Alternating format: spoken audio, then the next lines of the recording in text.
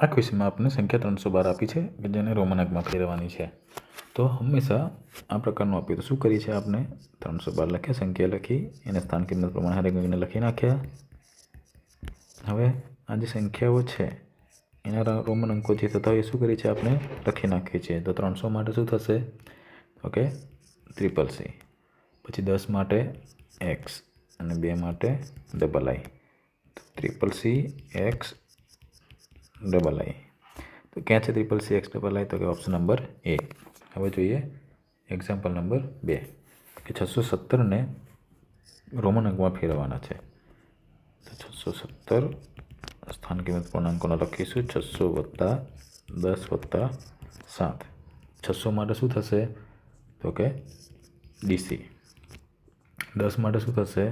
x અને 7 માટે VII. તો DC x VII. ક્યાં છે ઓપ્શન? તો કે ઓપ્શન નંબર A.